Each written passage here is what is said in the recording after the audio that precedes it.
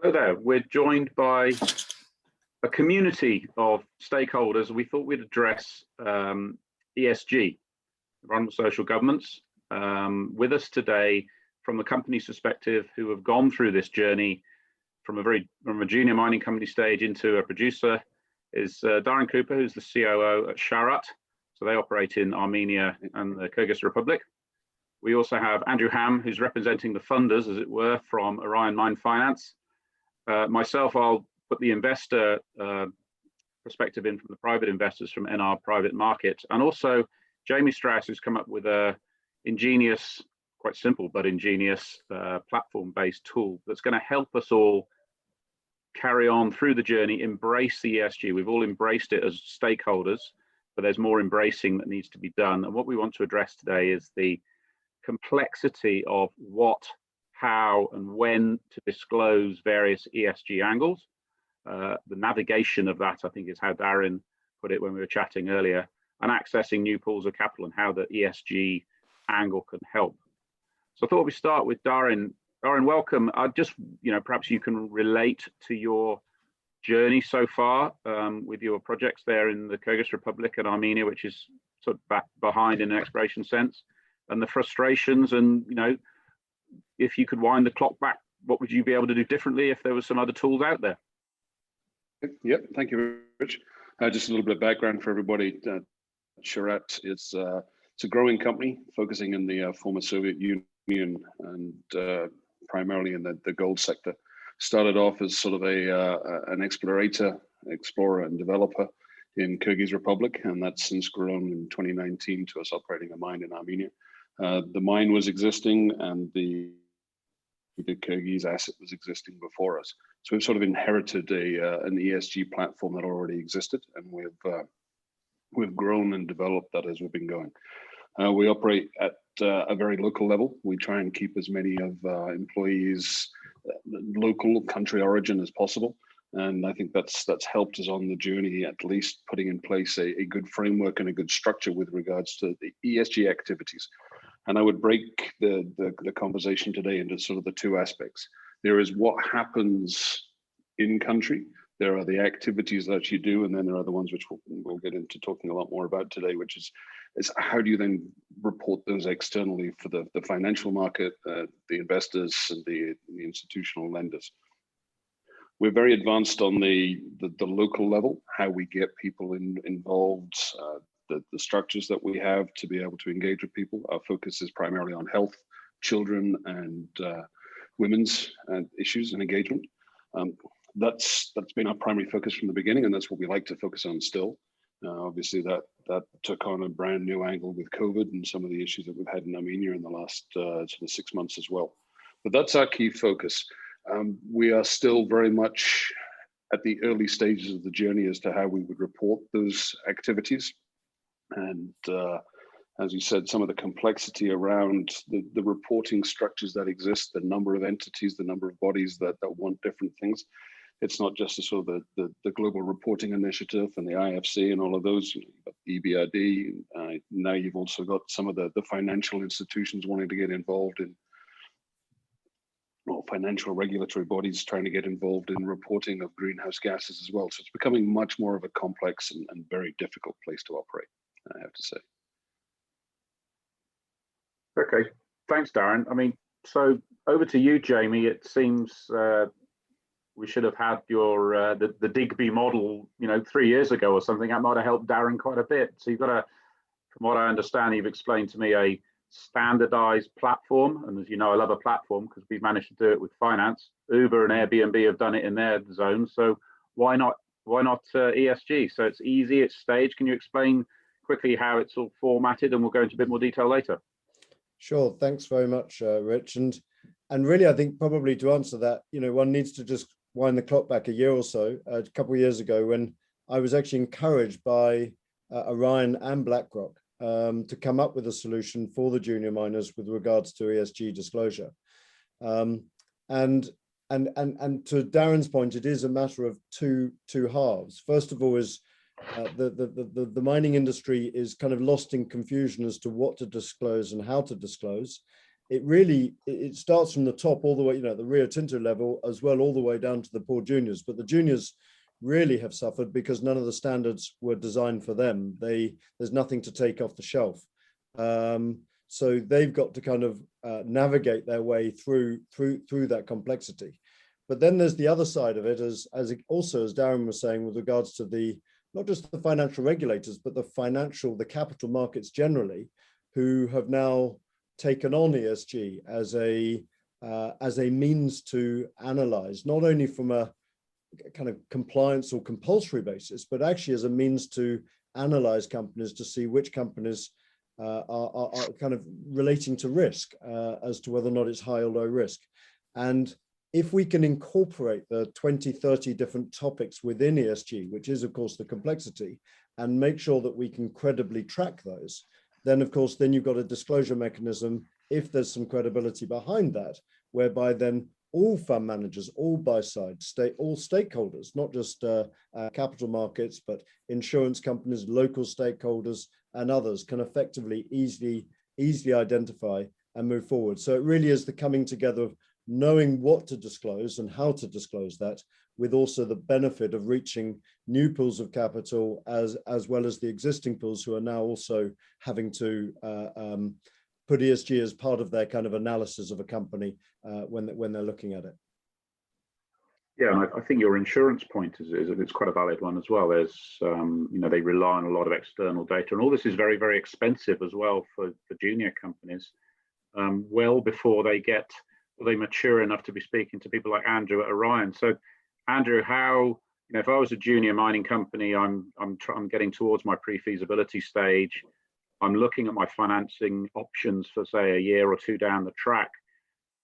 Do you think a tool like this is going to help your process and think, right, Lloyd has been behaving himself for 2 years. He's been following these guidelines, perhaps with Digby, and now he's come to Orion to try and get a term sheet sorted out and some financing. And he's got a very clean record and he's gone through the process. How do you think that's going to help? That would actually help a lot. I think there's the transition here is going from what every kind of junior miner in their as they're starting out an exploration, they define a resource.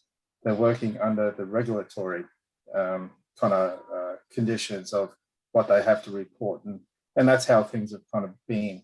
And what we've seen is like Jamie said, it's the evolution of financiers, and the capital markets banks that are now they're having to deal with their investors, that they have to have some sort of higher level of ESG. So they're imposing that at the project finance level.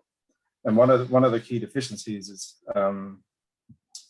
tracking the various categories that you would need in terms of reporting. And this is what basically Jamie is talking about, is that once you get to a project financing level, you've done a PEA or going into a PFS, you find that, I need 2 years of reporting that I haven't got.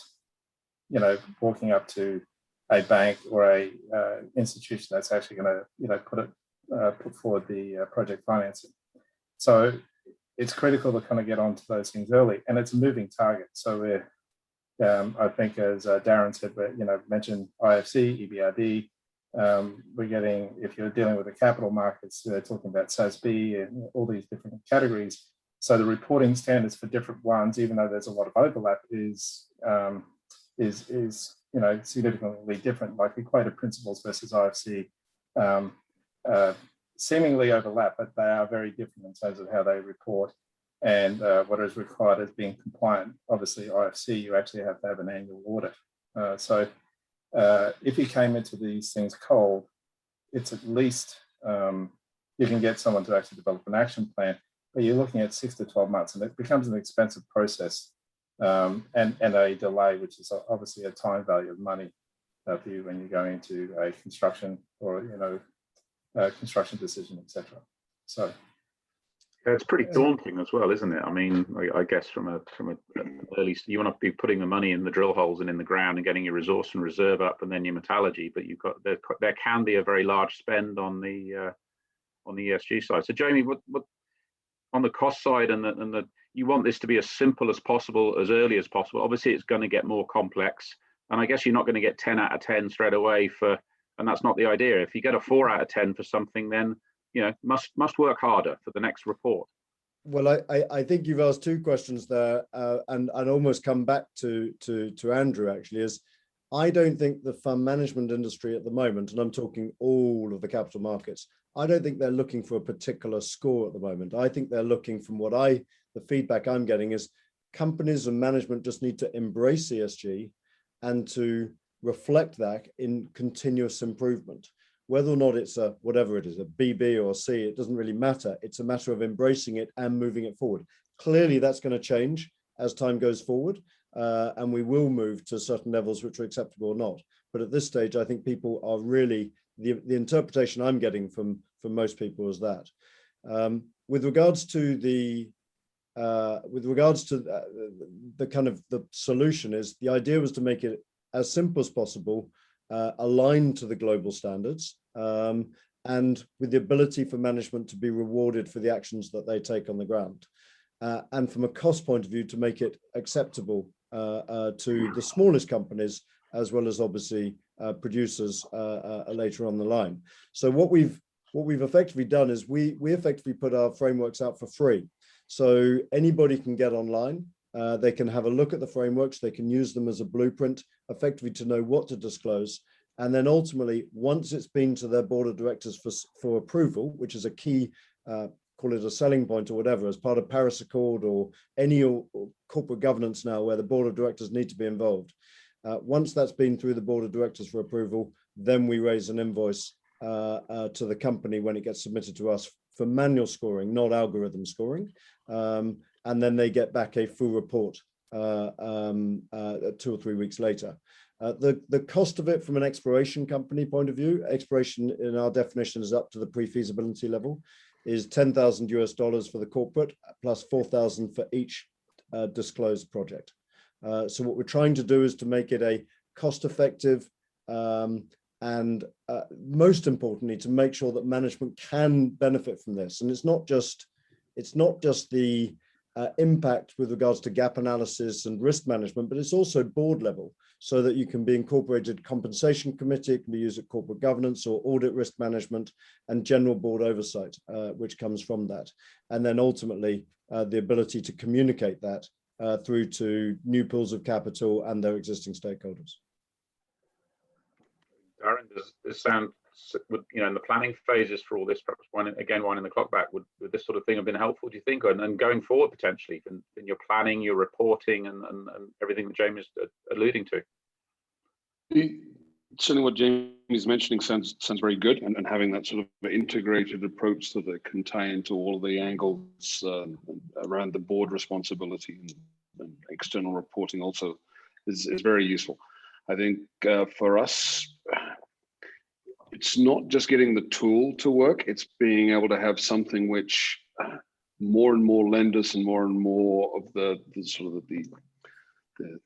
external organizations which are doing the scoring or the reporting can buy into, because and understanding that there's always going to be differences of approach. And that this is one of the interesting things that we've found in dealing with many of the very large lenders, is they have large teams, but those large teams have got used to expecting answers in a particular way. And even if you do the job and you provide the results, but it's in a different format, their answer will be, this doesn't work for us, please change it. So I think this will be one of the key fundamentals if this program is going to be able to work, is how do you get that buy-in and that acceptance that this is not a one-size-fits-all. ESG is a framework. It's a bunch of structures and interacted sort of approaches, but it's not a one-size-fits-all. We have to adapt for the communities. We were operating in the Kyrgyz Republic, is an earlier stage of that mining development curve than Kapan, where mining has happened for a very long time. They have a very robust structure involving the local governments and everything else, which it's not the same as going into a more rural area that's never had mining before, and you're worrying about the impact that it's going to have on the change on the lifestyle. It is Kapan's lifestyle. So having that flexibility of a tool and having that willingness of the lenders, the Orions of the world, the EBRDs and others to buy into this concept, I think that will be critical. because if not, they'll have this plus you'll have something else. That's I think, Darren, you're making a very valid point here, because it almost comes to the stage where this will address 80 or 90% of some people's things. So a private equity group, we know that they like to, kind of do the cream on the top to make sure, but it addresses a kind of core function of ESG from a detailed due diligence. But equally, from a producer's point of view, who might be looking at M&A, they want to know that there are no skeletons in that cupboard. And the ability to have a track record of years behind you in terms of tracking those elements of ESG, which can then reach out into some form of due diligence process before you go and do your final due diligence, I think is probably helpful. Clearly, for a generalist fund manager, this is probably all that they need in order to get over their hurdles. When it comes down to dealing with EBRD, IFC, and all the rest of it, there will be groups such as Orion who use, I think, IFC, who will need to tick those, I'd say tick the boxes is the wrong word, but need to tick the boxes relating just to the IFC. So it's not a one size fits all. I completely agree with you. But equally, I think it's a tool which will allow most companies to move positively forward, embrace ESG, and address the inefficiency, both at the company level in terms of disclosure, but also in terms of the investors level, in terms of being able to look at the core of it. One angle which I thought was interesting, Richard, which you pointed on, was just insurance. It's fascinating talking to the insurance industry. We're talking to Willis Towers and some of the guys on the underwriting side with regards to how they see ESG generally being able to influence not just pricing, but also capacity of insurance, obviously more for the producer levels rather than the developers and explorers. So it's interesting to see how ESG is evolving to effectively being integrated into that whole new business stream as well. Yeah, I mean, the example with the insurance groups and the underwriters as well, there was almost a case of, with tailing storage facilities, wet stack bad, dry stack good. Well, okay, and perhaps it's an educational thing. They see so many deals, and they're not mining engineers, they're not geologists generally, but they do need to understand this. Yeah, absolutely, and I think we're seeing, certainly on the platform with our sophisticated and high net worth investors, they're in tune to this. They are not going to invest in projects or companies that kind of brush it under the carpet or think it's a tick boxing exercise. They are embracing it and asking very detailed questions on, it's almost at the forefront of their mind now. Whereas, when I started off life as a geologist, it was one of those things you had to sort out eventually. And quite rightly, it's come to the fore. I mean, any other questions? But amongst ourselves, is there anything burning you want to ask, Hami, to the guys at Chaarat?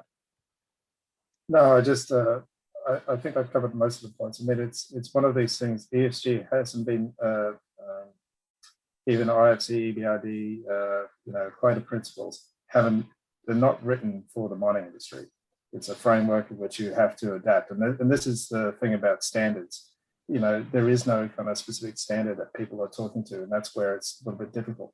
But if you're not at least kind of having some level of reporting prior to getting to that, project financing and capturing that data and at least migrating to that, even with governance, in terms of board structures, etc. And it's much harder at that point to try and play catch up. And so it is important to be thinking about it early. It is a moving target. I was in a meeting yesterday where they were like, where I think things, the boundaries of some of these things are going way beyond what they're intending to do, particularly on a concentrate, looking at needing to understand the ESG of the smelter down or potential smelters downstream. And having compliance, which I think is missing the mark massively. But if you're not thinking about it, you're going to be way behind the eight ball, and you have to be kind of engaging in some system early on, even as a junior explorer, at least thinking about it strategically as you move projects forward. Because, like you say, it used to be I only have to worry about the community today because I'm drilling, and not thinking about how this interacts, because it does become it should feed back into the economics, because you won't get financing, for instance, for a tailings dam, like when you're talking about a tailings dam, you won't get many of the bank finances or any kind of finances that'll do an upstream tailings dam anymore. You know, it's one of these things which is an added cost to your project. So you have to actually start thinking of these things, how it fits back into your economics as well. Yeah. Absolutely.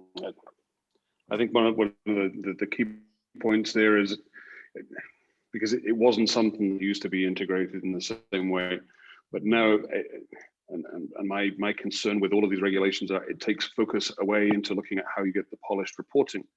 It has to be, how do you do the good work on ground, and then how do you get that messaging across?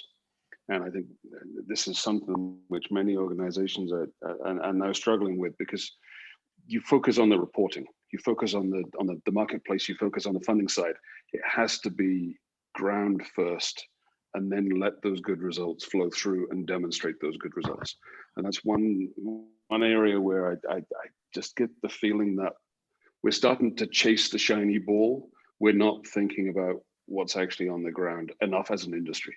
And we have to do that right. You know, there's enough examples of what's gone wrong in some very large mining organizations in the last 12 months to demonstrate that we still have some room to go by getting it right on the ground. Let the results speak for themselves. I think that